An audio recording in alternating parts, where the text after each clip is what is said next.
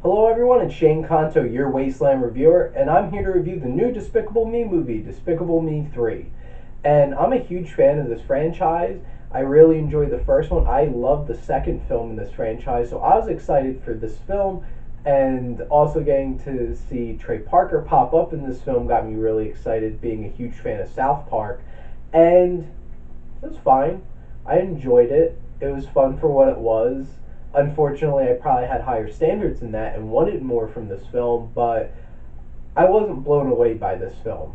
And Kyle Balda, Pierre Coffin, and Eric Gillian, who directed this film together, it's a bit scattered in terms of storytelling and doesn't balance all these different subplots and everything super well, and it doesn't have a whole lot of focus because there's so many different things going on. You have Gru trying to get back at Balthazar Bratt, Trey Parker's villain character, him getting to know his new twin brother he didn't know he had, his relationship with his wife, and his wife dealing with wanting to really be a mom to these girls, and the oldest daughter having a kind of thrown together little tiny love interest thing, and trying to find unicorns and blah blah blah blah blah blah. Just so much stuff going on, and the minions off doing their own thing, and everything didn't gel very well, and it was very disjointed with the scene from scene to scene just bouncing around a lot.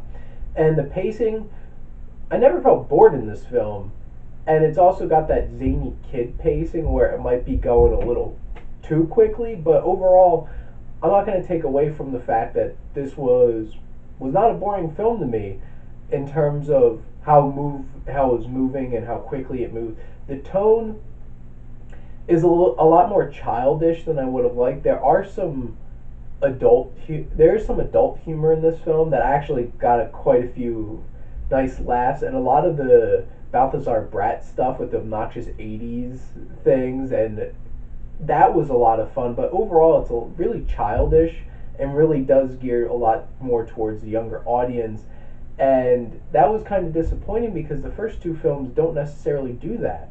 They balance it well, and this one just felt a little more straight for kids.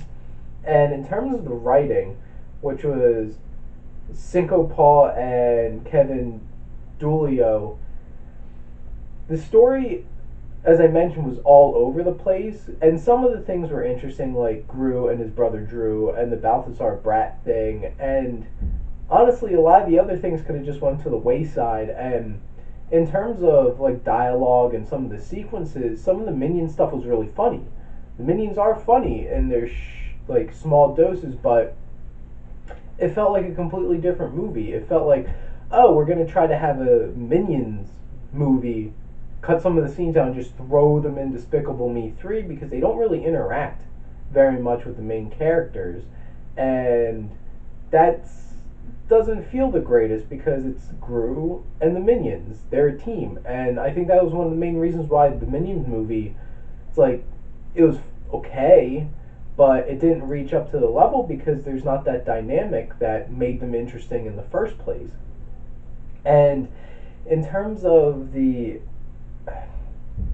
story's kind of, it's not super interesting. Like I said, the parts with Balthazar Bratt were a lot more interesting. The interactions between Drew and Gru are pretty fun and interesting. The themes of this, there's so many, it's trying to do so many different things that it doesn't really get to really hone in on anything in particular. And unfortunately, that kind of makes this film feel a lot more run of the mill and middle of the road than what the first couple of Despicable Me films were. And you have the music by Heitor Pereira and Pharrell Williams.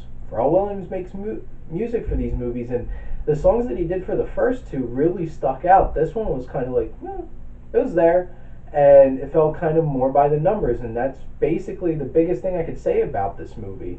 And the voice cast, a lot of them didn't have a whole lot to do, except for Steve Carell, who had a lot of fun going back as Drew and Gru and making two very distinct characters and interacting with himself, basically. And then Trey Parker was the best part of this movie. I would probably see a Balthazar Bratt movie, to be perfectly honest. I hope they would make one of him. and I probably would enjoy it a lot. But everyone else, including Kristen Wiig, kind of wasted in this movie, and that's pretty disappointing.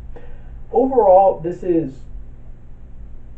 still better than a lot of just like stuff that just gets plopped out there in terms of animated features, but I did have higher hopes for this film, and I'm gonna give Despicable Me 3 a C plus.